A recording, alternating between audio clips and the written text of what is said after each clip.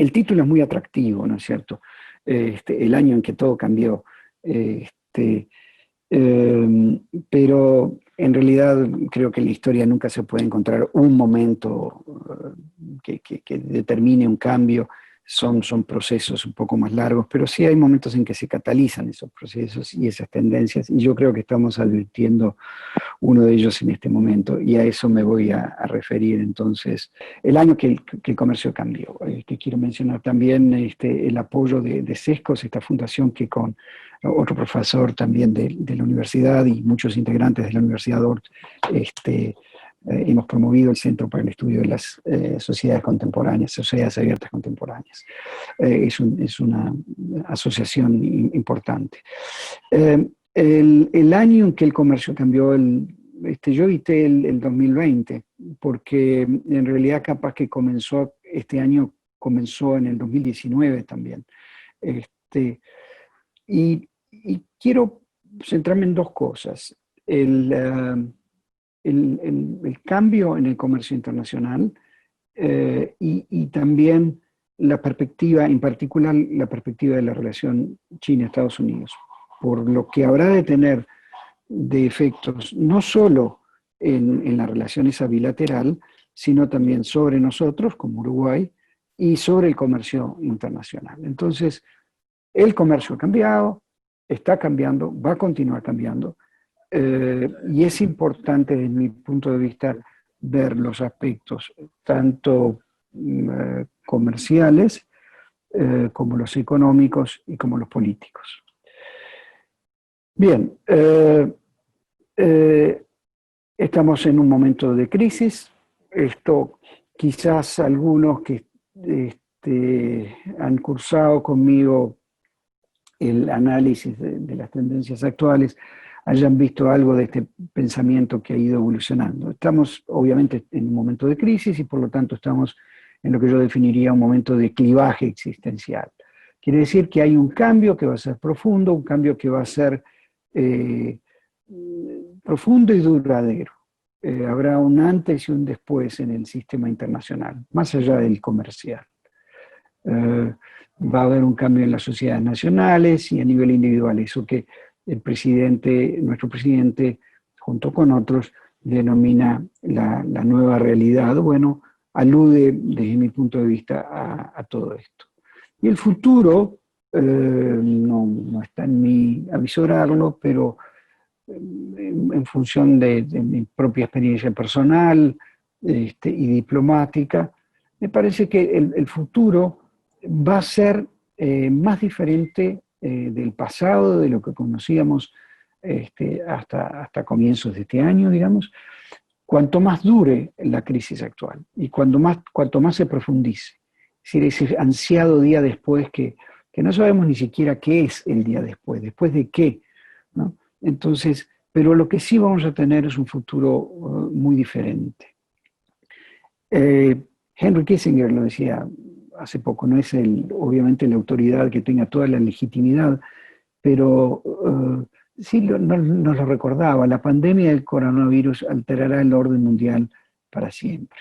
Y este es un pensador que, más allá de que se opine de él como líder en su momento y como canciller americano, todos podemos reconocer que su pensamiento, su profundo pensamiento, su profundo conocimiento de la historia del sistema internacional es tal que autoriza, digamos, doblemente este pensamiento sobre el cambio. Es decir, esto no es simplemente una crisis económica, una crisis sanitaria.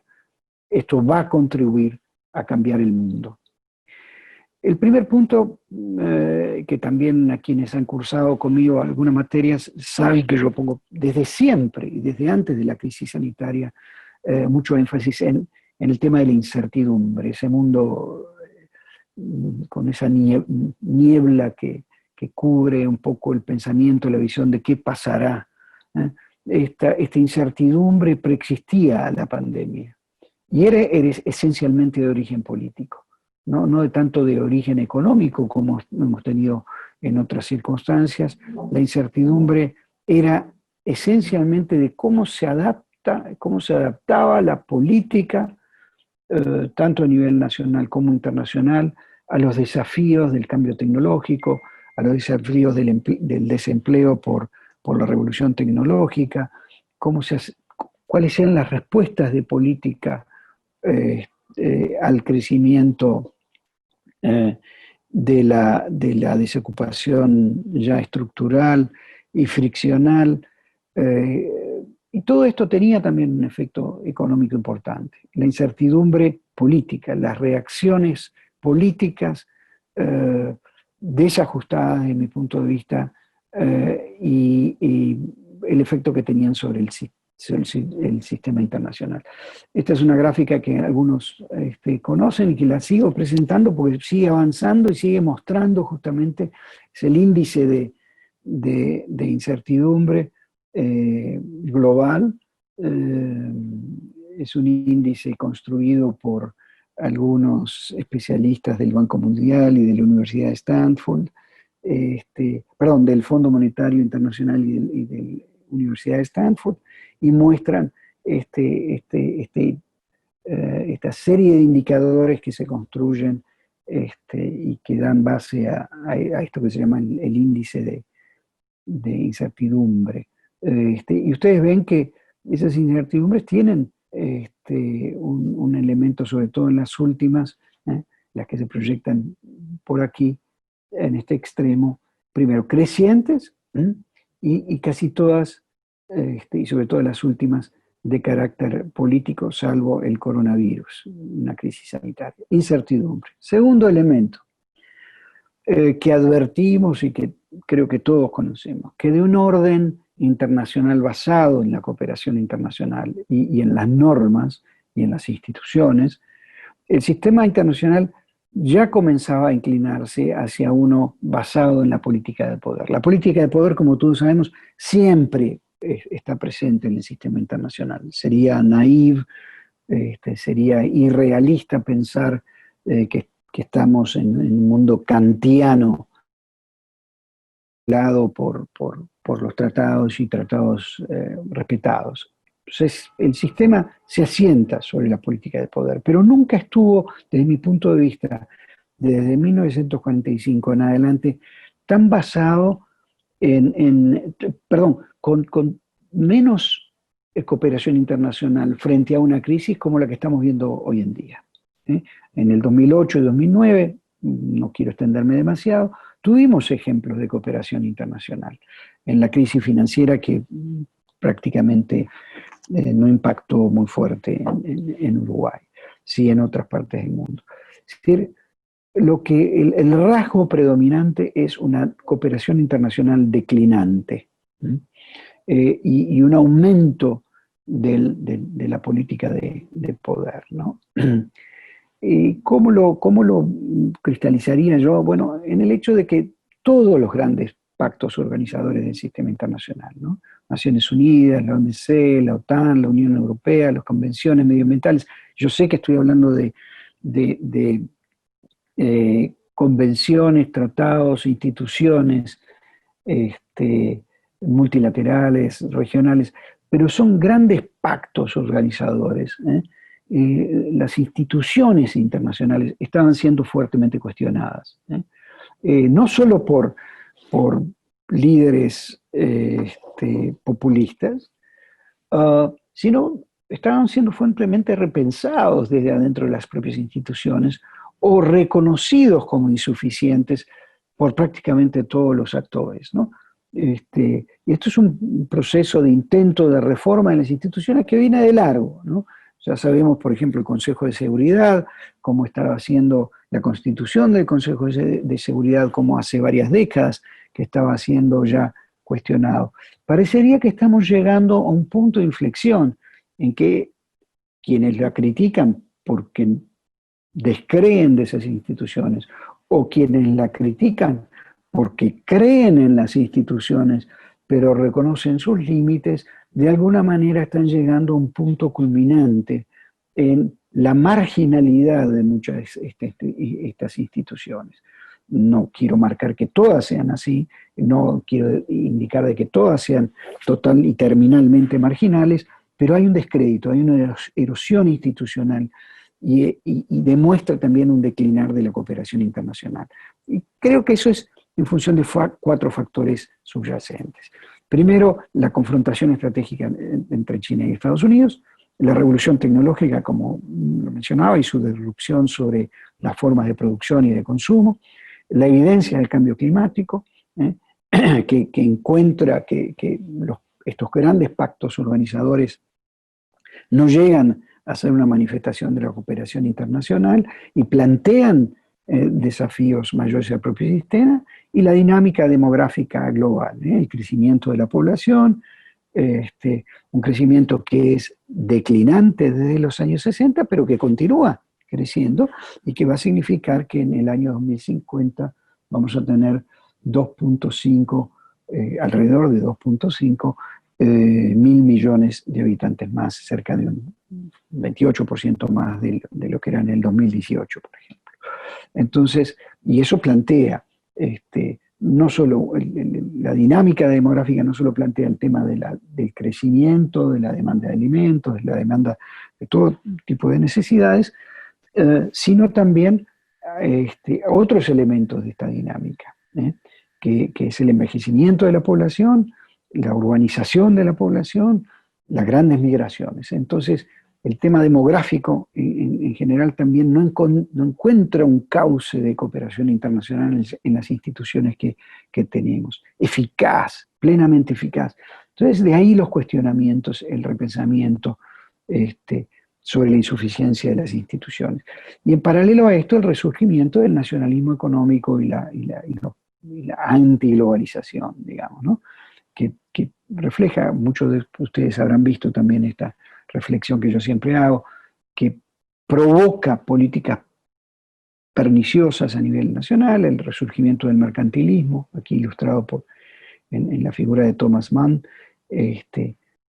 personaje bien claro londinense del siglo XVI, el más acabado cultor del mercantilismo, preocupado de los déficits comerciales, como si los mismos de por sí fueran negativos, y el proteccionismo, ¿no? Aquí representado por una fotografía de los senadores, de los congresistas Hawley y Smoot en Estados Unidos, que en 1930 no tuvieron mejor idea que, como forma de reaccionar frente a la crisis económica y social provocada por la crisis del 29, de 1929, y una enorme sequía en los Estados Unidos, no tuvieron mejor idea que provocar la suba de aranceles en los Estados Unidos para protegerse, y eso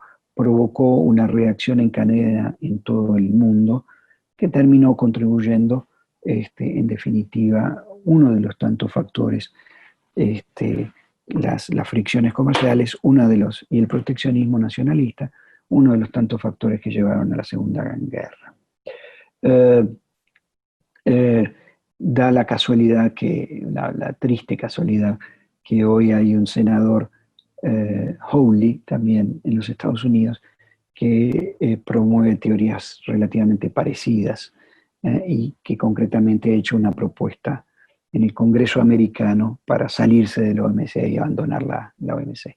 Esto es una anécdota, digamos, pero lo que tenemos es un resurgimiento del nacionalismo económico, reaccionario, no visionario, que vuelve atrás, y ahora vamos a indagar un poquito más en eso.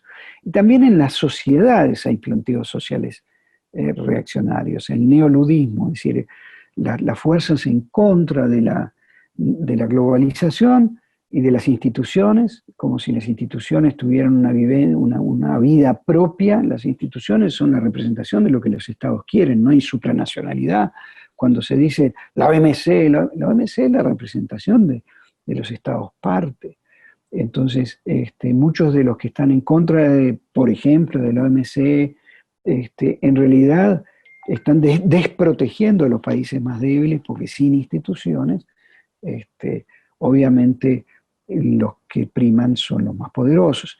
Y el neoludismo, el movimiento ludista, ¿no? Del comienzo de la revolución industrial, que acá ilustrado en este grabado por los obreros que en el Reino Unido, en Gran Bretaña en general, y en Lyon, en Francia, rompían los telares mecánicos en contra del avance tecnológico, como si eso pudiera garantizar empleo sostenible. Bueno, la misma tipo de actitud comienza a tenerse. Y son todas fuerzas que buscan amparo en el nacionalismo populista económico y en la antiglobalización. Como si fuera poco en estas grandes tendencias, tenemos ahora los efectos económicos de la crisis del COVID, ¿no? Que todavía está en curso, no debemos olvidarnos, ¿no? Entonces, ¿cuál es el problema del COVID desde el punto de vista económico? Bueno, es que hay dos shocks, ¿no? En primer lugar, tenemos un shock, el propio de la enfermedad, cuando um, las cadenas productivas están siendo impactadas por gente que se enferma, que no participa del proceso productivo, sobre todo esto se dio en China. Bueno, esto significaba que este, eh, esta enfermedad particularmente infecciosa, y que impacta a todos, los saca, aunque sea con una simple gripecina, como dice el presidente Bolsonaro, aunque sea una simple, los saca del proceso productivo, más aún cuanto más afectados están. Pero también ha afectado a todas las economías del mundo, sobre todo a los principales motores de la economía, ¿no? Fíjense ustedes que esta economía comienza, como ustedes saben, en China y en Asia, pero impacta al G7. ¿Eh? Entonces, las principales economías mundiales fueron casi simultáneamente impactadas. En el término de 3, 4 meses, todas las grandes locomotoras han estado. Ahora se comienza a trasladar un poco más hacia el sur, al sudeste asiático, al África, América Latina. Pero todo el G7 y China impactadas desde un comienzo. Pero el shock económico, ¿cuál es? ¿No? Entonces están los trabajadores que enfermos y que por lo tanto reducen su participación en el PIB y se afectan las cadenas de producción, las cadenas sobre todo globales de producción. Y segundo, los impactos económicos de las medidas de contención. Es decir, la salud pública parecería que requiere de una recesión. Esta es la ambigüedad que se discute hoy absolutamente en todos lados, ¿no? El tener que tomar un distanciamiento social tiene un impacto económico directo al parar el funcionamiento de la vida económica, la producción. En definitiva, eso tiene un impacto directo que es el que nos comienza a preocupar absolutamente a todos. Y en tercer lugar, el impacto sobre las expectativas, tanto de los consumidores que concentran su consumo en servicios, sobre todo en determinado tipo de servicios, pero tiene un impacto sobre la oferta, las primeras medidas, y también sobre los consumidores y las expectativas de los inversores. Entonces, todo esto hace, sin entrar en mayor detalle, que se tenga un impacto tanto en la oferta, por parar la producción, como en la demanda, en la inversión, en las expectativas de futuro, ¿no? Todo el mundo toma una actitud de wait and see. Entonces, eso se traduce en la economía y consecuentemente tiene un impacto brutal. Este es el achatamiento de la curva que nosotros tanto hablamos estos días. Esta es una curva ideal, digamos, conceptual, del crecimiento de una epidemia. ¿Qué sucede frente a todo esto? Perdón, aquí me falta un pequeño problema. En esta curva tendría que haber aquí una línea horizontal, aquí, que es el máximo de camas posible, es decir, es es la estructura máxima sanitaria que puede tener un país. Bueno, cuando la curva de la infección, la curva epidemiológica típica, supera el número de casos atendibles en camas, en la infraestructura hospitalaria, se produce lo que llamamos como el triage de guerra, ¿no? La clasificación de guerra, es decir, cuando en las puertas de los hospitales, como sucedió en Italia y ha sucedido en Nueva York también, directamente los servicios de emergencia tienen que elegir entre quienes dejar morir, es decir, para decirlo en forma muy realista. Para evitar eso, lo que se tiene que hacer es tratar de achatar la curva, eso es lo que se viene diciendo, para ganar tiempo, para que las estructuras hospitalarias que han sido ampliadas, hoy leíamos sobre cómo se han ido ampliadas en Rivera, en Tacuarembó, dentro de los medios que tenemos, y todo el mundo está tratando de hacer eso para compasar el crecimiento de esa curva. Entonces se achata la curva, pero al achatar la curva con distanciamiento social, lo que se genera es una curva negativa, que es la recesión aquí en rojo, que sería, ¿cuál sería el carácter recesivo, la caída de la producción de bienes y servicios en todo el mundo si no hubiera confinamiento? ¿Y cuál es la recesión si hay confinamiento? Es mucho mayor. Entonces, cuanto más achatamos esta curva, es el famoso trade-off, más impactamos la caída del producto. Esto es una curva ideal, insisto, ¿no? Entonces, ahí está el trade-off, ¿no? Entonces, esto tiene un enorme impacto, un impacto en la economía, y consecuentemente un impacto en el comercio internacional. Y ese impacto y esos cambios, me gustaría hacer, Andrés, una pequeña disección de esos impactos en el comercio, que es el centro de nuestra conferencia hoy, y por qué decimos que el mundo cambia a partir de ahora, cuando en realidad ya venía cambiando. ¿Por qué? Y ahí yo quisiera hacer una distinción de algo que generalmente se confunde y que mis alumnos, les pido disculpas porque ustedes ya han escuchado esta conceptualización que yo hago, que ayuda a entender, ayuda a hacer la disección del problema comercial internacional. Una cosa es el comercio, que es un intercambio de bienes y servicios, generalmente entre privados, sobre una base contractual y onerosa. Ese es el comercio internacional, pero está regulado por las políticas comerciales. Al ser internacional está regulado por la política comercial, los aranceles, las medidas no arancelarias de los países productores y de los países importadores. Entonces, eso también está siendo cambiado, y ya lo vamos a ver y analizar. Y a su vez las políticas comerciales no son libérrimas. Uruguay no puede hacer lo que quiere, Estados Unidos en teoría no puede hacer lo que quiere, China no pueden hacer lo que quieren, porque esas políticas comerciales que regulan el comercio internacional también están a su vez reguladas por el sistema internacional de comercio. Y ya lo vamos a ver. Y en las tres áreas hay un cambio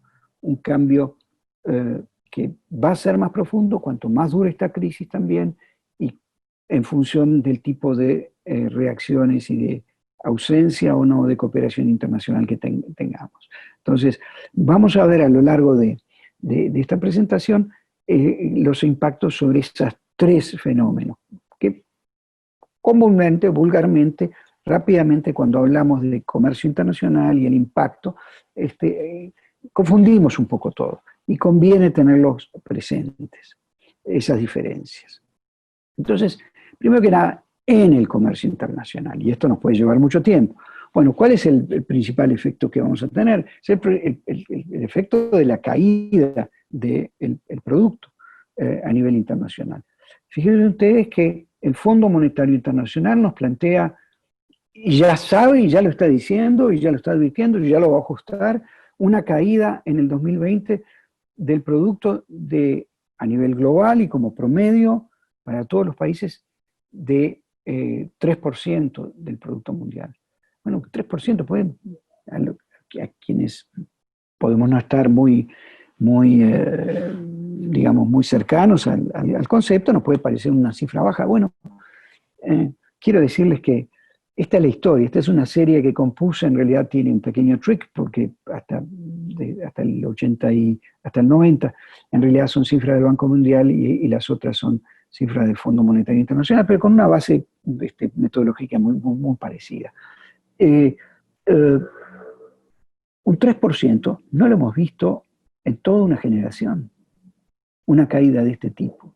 Fíjense ustedes que la gran crisis financiera del 2009 fue de un promedio de 0,1%. Entonces, la proyección, por otra parte, del Fondo Monetario es que podría haber una recuperación el año que viene muy fuerte, muy en V corta. Esto le llaman la V corta, justamente. Yo tengo mis dudas, y hay muchos que tienen dudas de que vaya a haber una recuperación tan rápida. Lo que es cierto es que esta caída, que insisto, todos, inclusive el propio Fondo Monetario lo está cuestionando como muy optimista. Esto es lo que tenemos por delante. Tenemos por delante la mayor crisis económica y consecuentemente social y consecuentemente política, esto hay que advertirlo, en este oasis de libertad y de estabilidad que tenemos en nuestro querido país. Bueno, lamento decirles que los nubarrones que tenemos por delante, y no es por ser agorero, son estos. Y esto va a tener un impacto en el comercio internacional como jamás hemos tenido desde la segunda posguerra, y muchos dicen que desde 1930 justamente.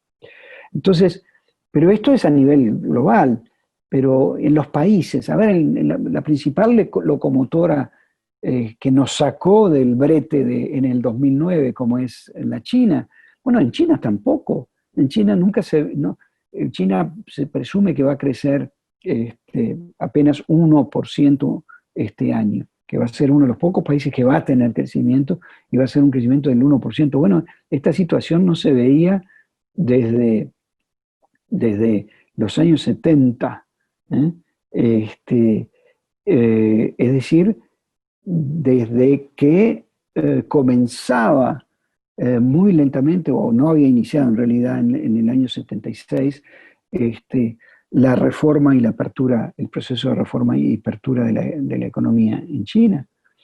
Eso es lo que va a pasar con la principal economía hoy en día, o la segunda principal economía, si se mide por PPP. Sabemos que ya China ha superado a los Estados Unidos, pero en la medición tradicional del Producto Bruto Interno, ¿qué pasó con la principal economía, con Estados Unidos? Bueno, tampoco. Estados Unidos va a caer 5,9% en su producto, ¿no? Ya sabemos el desempleo, de tener prácticamente una situación de pleno empleo, una situación más allá de la precariedad o no del empleo en Estados Unidos, estaba en una situación casi de pleno empleo, y ahora ha caído a cifras exorbitantes. Se habla de 40 millones de habitantes en desempleo. Por lo pronto, se proyecta un decrecimiento de 5,9 puntos del producto. Algo, nuevamente, que Estados Unidos no ha visto. Esta serie comienza en los años 60, porque es desde donde la lleva el Banco Mundial, pero nuevamente, probablemente, esta caída de la economía, de la producción, no se conozca en la historia de posguerra. Alemania tampoco tuvo una muy fuerte caída en 1999, de la cual se recuperó rápidamente, pero también desconocida. Bueno, y todo esto habrá de impactar el comercio. Hay menos producción, hay un impacto de la oferta y un impacto en la demanda. La OMC, ya no el Fondo Monetario, sino la OMC proyecta una caída del volumen, no de los precios. Esto es una cosa muy importante, porque si nosotros medimos la caída del comercio en el 2009, lo que hubo fue sobre todo una caída de los precios internacionales y los precios de los commodities. Hoy, la caída del volumen del comercio de mercancías, En una hipótesis optimista se prevé que caiga casi un 13%. Y en una hipótesis pesimista se prevé que habrá de caer el volumen de lo comerciado este año en cerca de un 32%. Entonces estamos ante una crisis de características históricas y con tendencias que ya prevalecían, en las cuales se veía poca cooperación internacional. Eso es lo que vamos a tener en materia de comercio. Una caída histórica de la producción y una caída histórica del comercio de bienes. En materia de servicios, todos sabemos el impacto sobre los servicios positivos, sobre algunos servicios, los servicios de comunicaciones, de informática quizás, a grandes rasgos, hay que ver los subsectores, y el impacto brutal que va a tener sobre el turismo internacional y sobre el transporte de pasajeros. Entonces, en bienes vamos a tener una caída como muy positiva, en un promedio del 13%, en servicios otro tanto. En materia de política comercial, ¿qué es lo que advertimos? Bueno, primero hay que advertir los aranceles. Hasta ahora están relativamente tranquilos.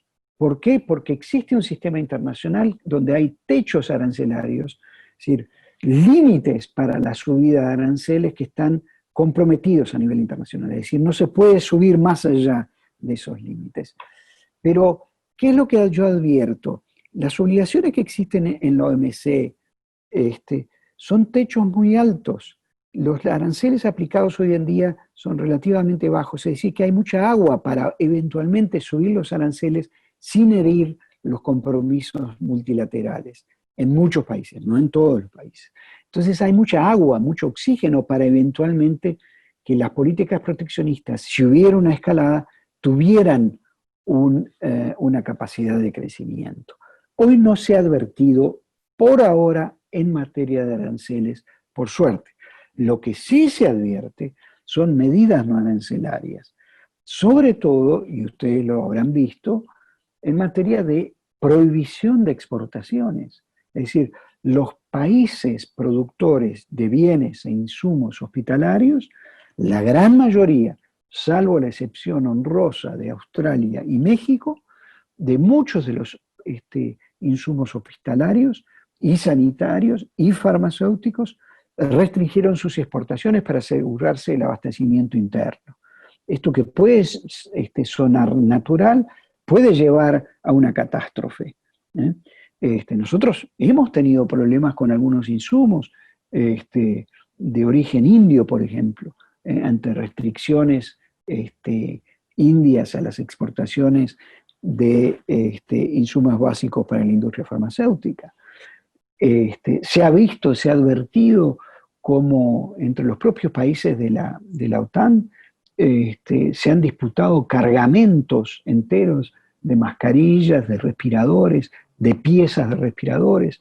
Italia, ante su crisis sanitaria, no permitía la exportación a Grecia de piezas para construir respiradores. Y bueno, es natural, uno puede decir, sí, es natural, pero eso puede gatillar todo un proceso que ya se ha advertido, si se traslada, por ejemplo, a los alimentos, puede llevar a una situación bien compleja. De allí que los ministros de Agricultura del G20 acaban y esa sí es una manifestación inicial, por lo menos de cooperación, hicieron una manifestación hace pocos días, en el sentido de advertir de no tener una carrera de restricciones en las exportaciones de alimentos, porque eso nos puede llevar a una situación bien compleja, de las cuales voy a mencionar después otros aspectos de relevancia para Uruguay. Van a haber nuevas categorías de países con credibilidad sanitaria, es decir, no se va a dejar entrar fácilmente ya no solo pasajeros, sino los bienes mismos, en función de la credibilidad sanitaria de los países en la posibilidad de transmisión con base científica o no, eso es otra cosa. Pero van a existir prejuicios de los consumidores y eventualmente prejuicios en materia de medidas de política adoptadas. Hay una muy fuerte preocupación, por ejemplo, en los mataderos y en los frigoríficos, tanto en Europa como en Estados Unidos, ante la presencia de empleados contagiados del COVID y cómo podría el COVID transmitirse a través de los alimentos. Insisto, y estoy muy lejos de ser un experto, insisto, no necesariamente con fundamento científico, pero la preocupación existe y ya está impactando al punto tal que hay grandes stocks de carne de todo tipo que está siendo desechada. ¿Por qué? Porque había sido manipulada por empleados con COVID. Entonces, las medidas a lo que voy, con esta muy breve ilustración y probablemente mala ilustración, es cómo las medidas sanitarias y fitosanitarias, de salud animal, de salud humana y de salud vegetal, van a ser acentuadas. Y eso es parte de la política comercial. Uruguay está bien parado, pero vamos a tener que hacer como la mujer del César, no solo ser inocentes, sino certificarlo mucho más. Van a surgir nuevos obstáculos técnicos, los primeros, los controles incrementales en los barcos y en el transporte. Es decir, lo que Uruguay con mucho cuidado ha tenido en los recambios de tripulaciones, para dejarlos pasar, esto quizás con menos publicidad que el famoso Mortimer, pero el recambio de tripulaciones, que es una cosa absolutamente necesaria para garantizar el transporte internacional. ¿Cómo se hace? Con aeropuertos cerrados, con medidas de cuarentena, ¿no? Luego, otro tipo de medidas, las subvenciones, los subsidios. Hay un brutal, y este es un punto muy importante, una brutal intervención del Estado en el rescate de empresas, pero ya no solo por vía de financiamiento, sino en la propia compra de títulos de empresas. Entonces, hay una especie de cuasi nacionalización de muchas empresas en Estados Unidos y en Europa, en algunos sectores. Una muy fuerte protección del Estado para que no se defonden empresas, no solo, insisto, por la vía del financiamiento directo y de créditos a tasas, sino otro tipo de medidas financieras, ya no solo las fiscales. Por ahora no se han visto devaluaciones competitivas, God forbid, y ha habido un compromiso de los bancos centrales de no entrar en devaluaciones competitivas. Pero esto podría gatillar una corrida devaluatoria también si entramos en una espiral de falta de cooperación. Lo que sí tenemos hoy en día son subsidios, son obstáculos técnicos, son medidas, ¿no? Y restricciones a las importaciones, como ya las hemos visto claramente en el sector sanitario, hospitalario y farmacéutico, y muy pocas medidas, por suerte, pero las han habido en restringir las exportaciones, por ejemplo, en algunos países del sudeste asiático, las exportaciones de sus productos de arroz, por ejemplo, o de trigo en Rusia. ¿Eso qué puede llevar? Puede llevar a una nueva conciencia de la seguridad alimentaria por parte de los países, que piensen que seguridad alimentaria es sinónimo de autosuficiencia. Eso para Uruguay podría ser letal. Es decir, si los países tienen una corrida gradual del concepto de seguridad alimentaria como un concepto de autosuficiencia. Tenemos que producir nuestros propios alimentos. Eso sería obviamente contrario a nuestros intereses, pero además sería ambientalmente insostenible. Pero ¿está alejado como peligro? No. ¿Está latente? Sí. Bueno, y las políticas comerciales, tenemos que hacer referencia a America First. Como estamos avanzados en la hora, yo voy rápidamente a mencionar las batallas sistémicas y las batallas sectoriales que está librando Estados Unidos. Algunas de ellas no me voy a poder referir directamente porque en este en particular, en paneles solares y lavarropas, yo soy el presidente del tribunal, de un tribunal establecido entre Estados Unidos y China, y por lo tanto me eximo de hacer algunas referencias muy directas que puedan prejuzgar mi actuación. Pero sí, en forma descriptiva diría que hay batallas sistémicas y batallas sectoriales. Es decir, Estados Unidos se ha planteado una batalla, ya, como ustedes saben, contra el TPP,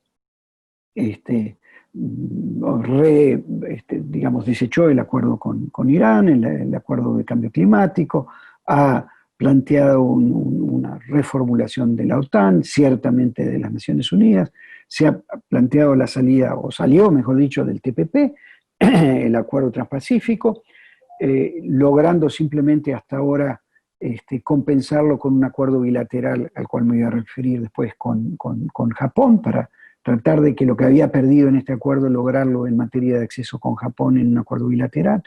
Renegoció el NAFTA, planteó un alto en sus negociaciones con la Unión Europea, quiere negociar exclusivamente con el Reino Unido, una cosa bastante difícil y que llevaría toda una clase a hablar de eso. Y se ha planteado un enfrentamiento con la OMC, claramente, que se concreta básicamente en algo que ha tenido un impacto sistémico muy grande, que es no permitir dentro de la Organización Mundial de Comercio el nombramiento de los miembros, de los jueces del órgano de apelación del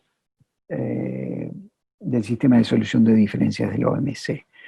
Para quienes no están más familiarizados con esto significa que, grosso modo, para caricaturizarlo y entenderlo, es como si no tuviéramos la Suprema Corte de Justicia constituida porque no tenemos el número suficiente de sus miembros. Bueno, eso marca que la obligatoriedad de la norma comienza a debilitarse, porque cualquier caso que sea sujeto de una apelación no puede ser resuelto. Y si no hay resuelto, no hay cosa juzgada. Y si no hay cosa juzgada, no hay justicia.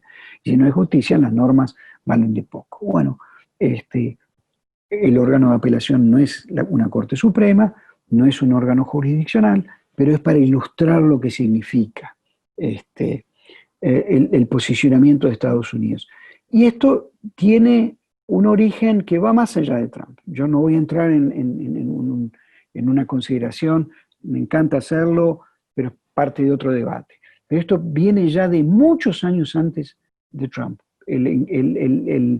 La crítica de los Estados Unidos al órgano de apelación, el funcionamiento del órgano de apelación, viene de por lo menos 3 administraciones americanas diferentes hacia atrás. Consecuentemente, más allá del resultado de las elecciones internas, de las elecciones, perdón, en Estados Unidos este año, de medio camino, podría llegar a significar que aunque haya un cambio demócrata, muchos de estos posicionamientos se van a mantener y consecuentemente el mundo cambia.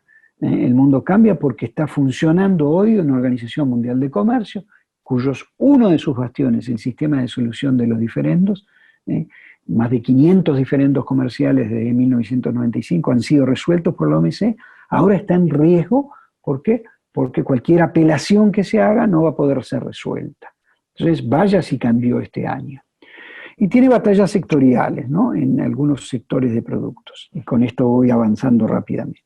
Paneles solares y lavarropas, aluminio y acero. Y esto no es esto hay que acordarse muy bien, no es solo contra China. Quizás China está presente en cada una de estas batallas, pero, y sobre todo en esta sobre tecnología y propiedad intelectual, donde se cuestiona el no cumplimiento de las obligaciones chinas de respeto de la propiedad intelectual y de las exigencias chinas en materia de divulgación de datos y de presión para permitirles instalarse e invertir en Estados Unidos. China está en todas estas batallas, pero no es únicamente contra ellas. Recordemos, por ejemplo, una de las batallas donde Estados Unidos simplemente les planteó a los países que disminuyeran sus exportaciones de aluminio y acero a Estados Unidos, cosa que está absolutamente prohibida en la OMC desde 1995, abarcó también a países como Brasil y como Argentina. Es decir, que no es solo anti-China, digamos, es una disconformidad con el funcionamiento del sistema y es una disconformidad que se plantea en distintos sectores frente a distintos actores también. No es solo parte de esa batalla, en esa batalla contra China. Acá lamento enormemente, veo que esto es una dificultad que me plantea y les pido todos disculpas, pero voy a explicar qué es esto.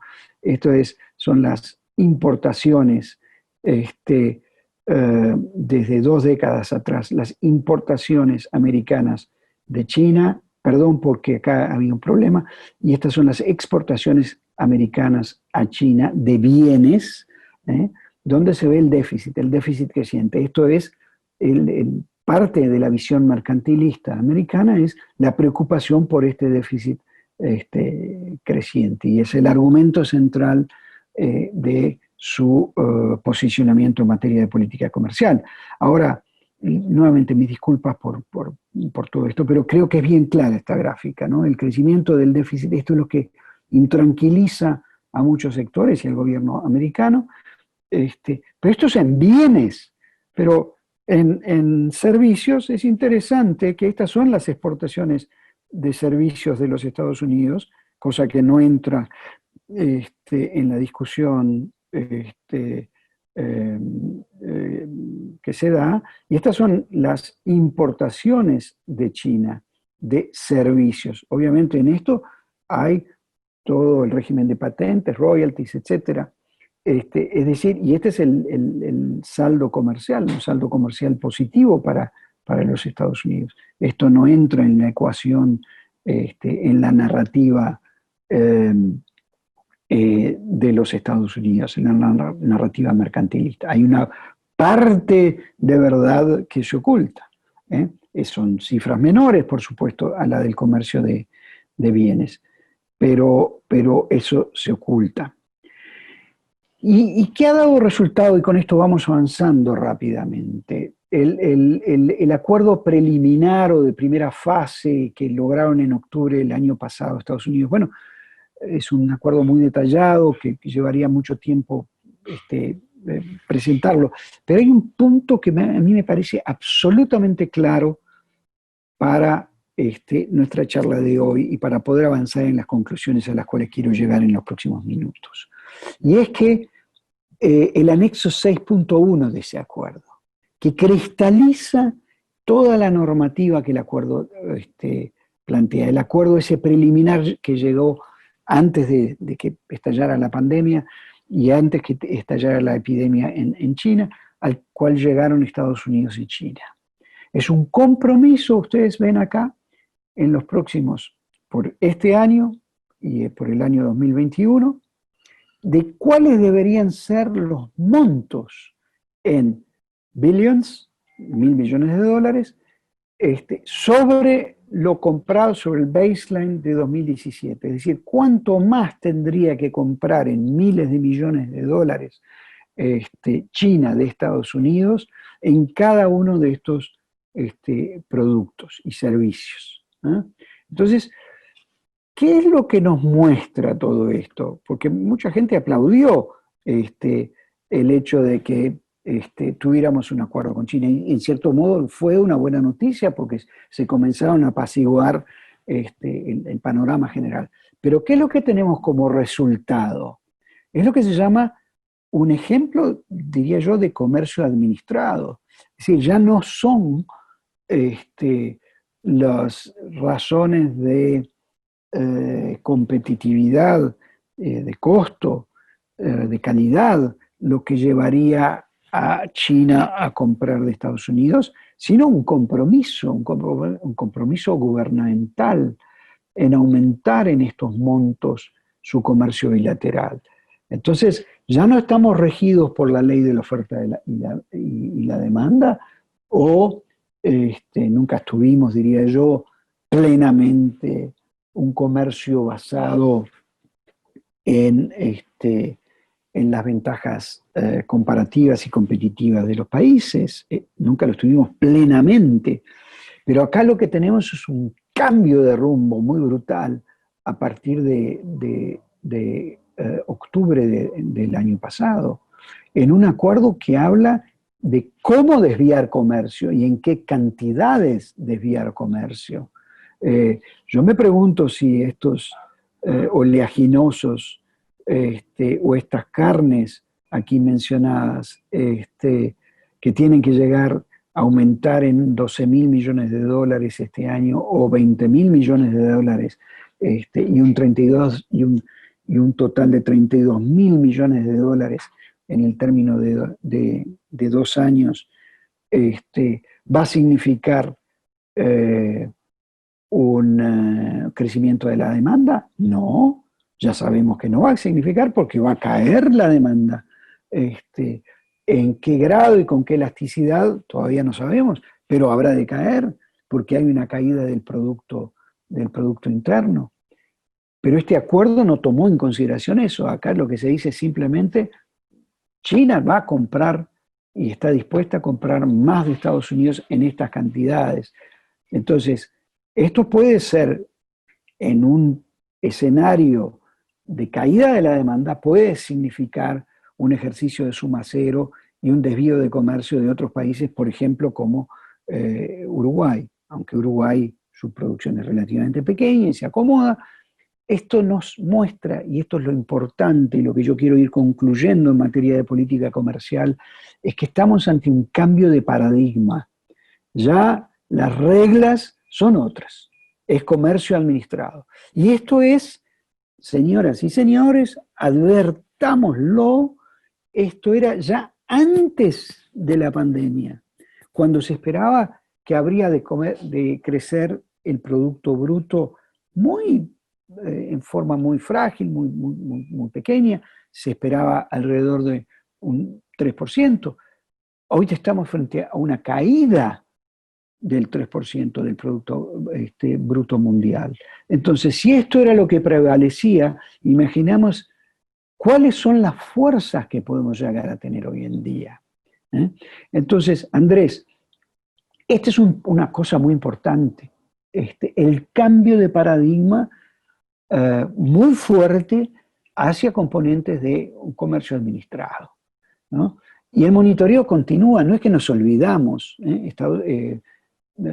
Trump los otros días dijo, bueno, yo he perdido interés en el acuerdo, pero no deja de ponerse presión. Fíjense, este es el monitoreo que se hizo el día 21, hace 6 días, y se hizo uno el 25 de febrero, uno el 10 de marzo y uno el 24 de marzo, un monitoreo conjunto entre Estados Unidos y China sobre cómo se va cumpliendo el acuerdo o no. Es decir, no es letra muerta. Se reconoce, obviamente, que estamos en una situación particular, pero se trata de que entre ellos están tratando de que se cumpla ese pacto, insisto, que tiende al comercio administrado. Entonces estamos frente a un cambio. Pero a mí me gustaría también refrescarlo con las propias noticias de prensa de hoy, de mañana, ya es de noche en China hoy, el 27 de mayo, pero ¿qué nos dicen? Bueno, hay otros elementos. Ustedes son estudiantes de Relaciones Internacionales y por lo tanto tenemos que ver más allá del comercio, ¿no? Este es el New York Times, ¿no? China, el presidente Xi Jinping, como presidente también de la Comisión Central Militar del partido, se reunió con el sector del ejército ayer en el marco de la Asamblea Nacional Popular, la reunión anual de la Asamblea Nacional Popular, donde el estamento militar tiene su propia composición en el Parlamento chino, y fue bien claro en cuanto a que no habrá de permitir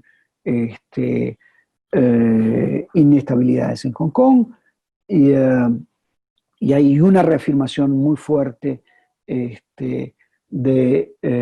que el ejército estacionado, el Ejército de Liberación Popular estacionado en territorio de Hong Kong, habrá de defender a sus líderes, y habrá de defender la Constitución, y habrá de adoptar toda la legislación necesaria, legislación que está siendo discutida justamente en estos momentos sobre nuevos delitos que habrán de ser considerados. Eso genera en Hong Kong una, una tensión muy particular que hay que prestarle atención.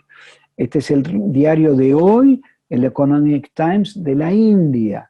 El presidente Xi Jinping se dirige como yo decía, al sector del Ejército Nacional de Liberación Popular en la Asamblea Nacional y refiere a la necesidad de estar preparado para todo tipo de escenarios. Lo dijo bien claramente.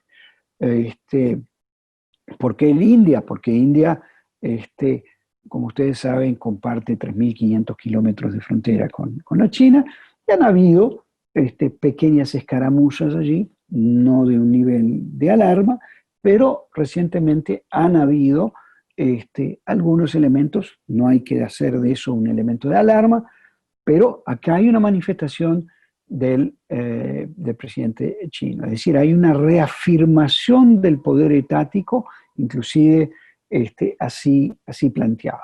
Este es un diario también de Washington Trade Daily, donde habla de los incentivos de Estados Unidos a las compañías para que dejen China y sobre todo aquellas compañías que quieran retirarse de Hong Kong.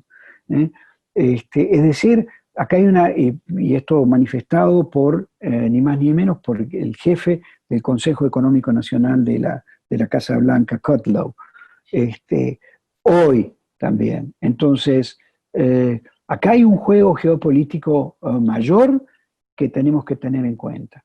Por un lado, un pacto que tiene un fuerte componente de comercio administrado y que se sigue vigilando y que se sigue en diálogo entre ellos, pero también hay un juego político mayor en curso.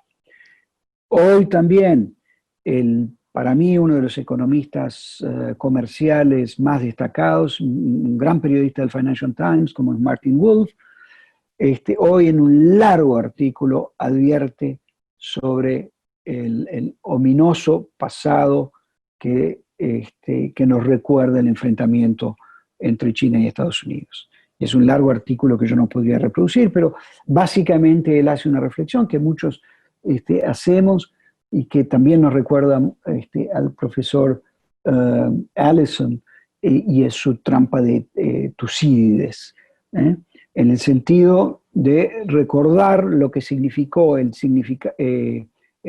surgimiento de Alemania como poder industrial y poder militar, y el desafío en 1914 al Reino Unido. El desafío que se termina en realidad no con la Primera Guerra, como todos sabemos, sino desgraciadamente, con la Segunda Guerra. Este es uno de los economistas más prestigiosos, un comentarista del comercio internacional, del sistema internacional de comercio muy equilibrado, que nos muestra la evocación que él hace, una evocación muy del tipo de la trampa de Tucídides. Tenemos que tener cuidado cuando el enfrentamiento entre superpoderes y la rivalidad no se rige por un marco general de cooperación, sino se da en un contexto de reforzamiento económico, nacionalismo económico y falta de un sistema multilateral. Por último, Sistema Internacional de Comercio, y con esto sí vamos cerrando.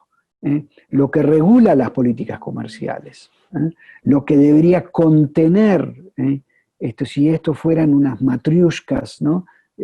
Rusas, esas que van guardando una adentro de otra. Bueno, si el comercio está protegido por una matriushka mayor, que es la política comercial de los países, y la política comercial regulada por un sistema internacional de comercio, eso es lo que justamente hoy está en curso de debilitamiento. Esta es una gráfica que muchos de ustedes conocen, que a mí me gusta presentarla porque es muy ilustrativa. Es la gráfica de la globalización desde 1837 hasta nuestra década, ¿no?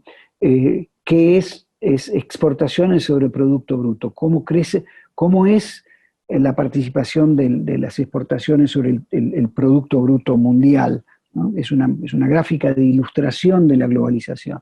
Bueno, la primera etapa de globalización que Martin Wolf justamente hoy recordaba, se da hasta 1914, ¿no? Y después gradualmente cae la globalización.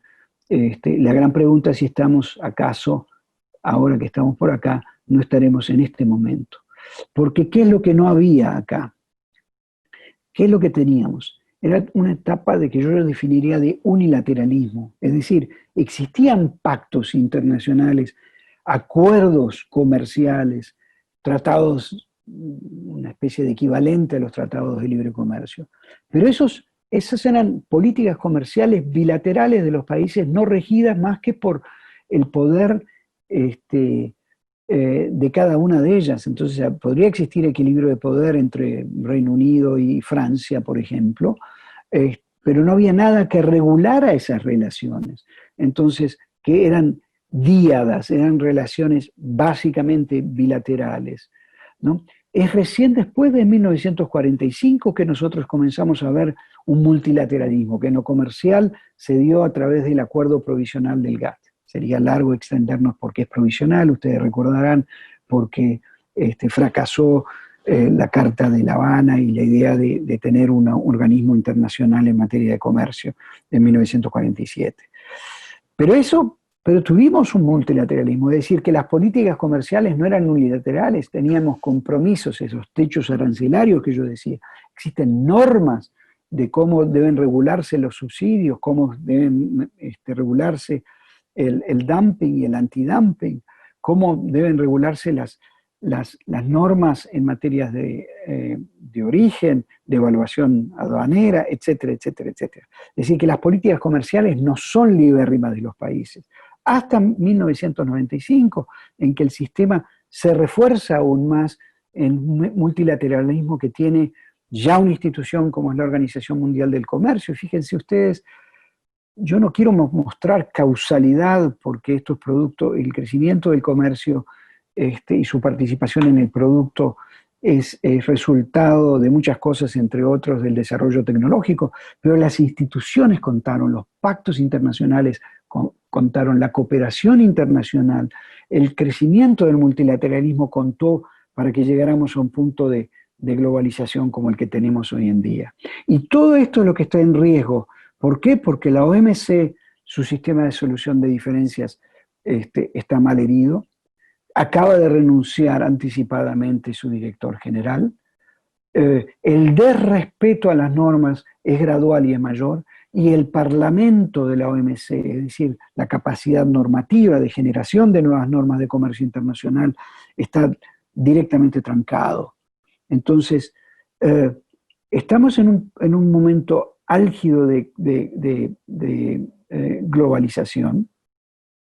Ha tenido una cierta caída en los últimos años y eso podría verse, pero básicamente estamos en la segunda gran ola de globalización del mundo, de una interdependencia en la cual está prevaleciendo la falta de cooperación internacional y el descreimiento de los organismos internacionales. Entonces, como conclusiones, en a nutshell, ¿qué es lo que cambia? Bueno, en los próximos años veremos un comercio internacional mucho más administrado, desgraciadamente, porque es administrado por los quienes tienen el poder para administrarlo, y mucho menos basado en las ventajas comparativas. Tenemos que olvidarnos de las ventajas, por el contrario, tenemos que seguir acentuando, pero tenemos que ser conscientes que Uruguay va a estar mucho más vulnerable en los próximos años. Y esto es resultado de una mayor injerencia general del Estado en la economía, sobre todo de aquellas tesorerías que tienen la capacidad de intervenir. Y el sistema multilateral, que está debilitado, es menos capaz de constreñir la política comercial, de sujetar la política comercial, ¿no? Y acentuarán así las asimetrías de poder. Uruguay tiene una relación siempre asimétrica de poder, salvo con Ecuador quizás, en América del Sur y con algunos países en el Caribe. Nuestras relaciones son siempre asimétricas. Entonces, ahí nos predispone a una mayor vulnerabilidad. Y por otra parte, el diferendo entre Estados Unidos y China y el riesgo de una guerra fría, que nosotros, ustedes saben, y mis queridos alumnos, que ya los tengo aburrido con esto, yo lo vengo advirtiendo hace 3 años, ya comienza a usarse el término guerra fría de manera, lamentablemente, de manera corriente. Y es probable que esto continúe más allá de un eventual cambio de administración en los Estados Unidos. Y esto puede afectar tanto la recuperación mundial como plantear un esquema internacional inestable en el cual de alguna manera la potencialidad de crecimiento del Uruguay, al que yo veo bien, sobre todo por su perfil productivo, por su estabilidad política y social, y por el muy preliminar éxito en el manejo de la pandemia, yo lo veo bien posicionado, pero con un contexto internacional que puede afectar nuestra recuperación. Entonces, con esto, Andrés, aquí una nota bibliográfica. Este es uno de los autores que yo sugeriría mucho, Mitigating the COVID Economic Crisis, de nuestro amigo Richard Baldwin. Y este es un muy buen libro de Jared Diamond, el que escribió el mismo autor de Guns, Germs and Steel. Germs, acuérdense que este es un biólogo que estudió la historia y que escribe la historia, la macrohistoria, mostrando la importancia justamente de las pandemias, no solo del acero y las armas en la historia, pero también de los germs. Vaya si tendrá razón hoy en día. Con esto, Andrés, entonces yo te agradezco, sé que me he pasado un poquito de la hora y le pido a todos mis disculpas. Veo con gratitud que el número de participantes bajó de 150 a 149 y por lo tanto mi gratitud a la hora del almuerzo.